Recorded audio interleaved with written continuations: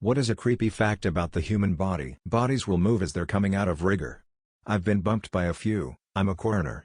Bodies can also make sounds as the remaining air/gas leaves. 2 a.m. in the morgue and I thought I was in COD Zombies. Our brain filters out a lot of what we see along with just straight making shit up based on extrapolation. If you wear a glass which vertically inverts your vision long enough, your brain will correct it and you'll see things normal. But when you take those glasses off, everything will look upside down again until brain recalibrates again. We don't just have one anal sphincter. When poo comes along it passes another inner sphincter which is under voluntary control. Meaning you can do ooh with your outer sphincter, but not the inner one. You tried, that's okay. Sensory cells can detect whether you're about to pass gas or solid. From toddler age on, you can decide to go or not to go.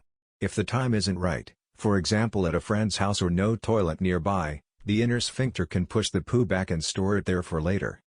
That's why sometimes if you need to do a number 2 but don't go, the urge goes away after about 20 minutes later. But seriously, go if you can. Constipation risk. Gas can't be pushed back so easily, so we sometimes toot by accident when moving or engaging the core. Now what about liquid? It doesn't seem to know liquid. So we play Russian Charlotte. Credit, Julia Enders. Edit, typo. And obviously Russian Poulette was there and I missed it, which is a more solid option. My favorite is the blind spot at the center of each eye, where the optic nerve is. A lot of people don't even know it exists, and even if they do, it is bigger than people often think. And it's also really easy to demonstrate to people if you know how. It's one of my favorite bar tricks. All you need is a pen and a napkin to draw a cross and a dot.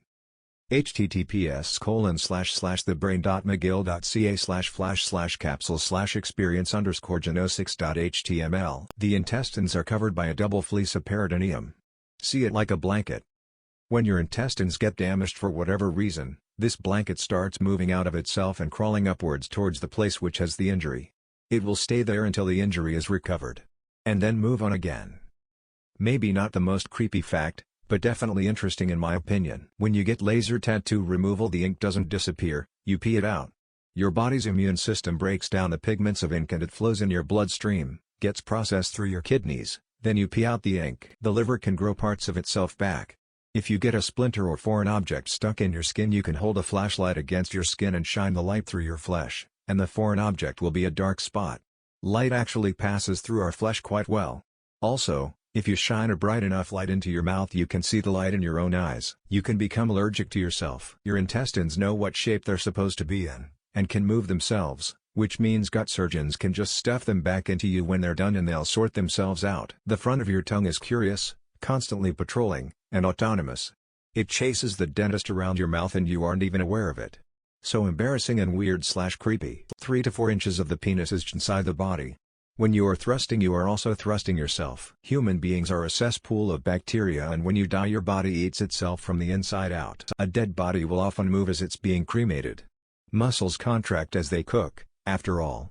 Sometimes this means a body will sit up in the crematory machine. The pain you feel from a sunburn is your skin cells effectively killing themselves before they mutate into cancer. There is an urban myth that your fingernails continue to grow after death, which is supposed to explain why dead bodies often appear to have long nails.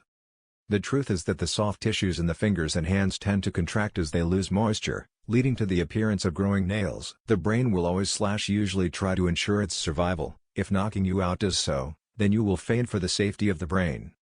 I remember finding this once but I don't remember clearly. You can grow tumors with hair, teeth, and eyes but no heart or brain. Food that was consumed can sometimes take up to 5 days to fully pass through your intestines into your colon.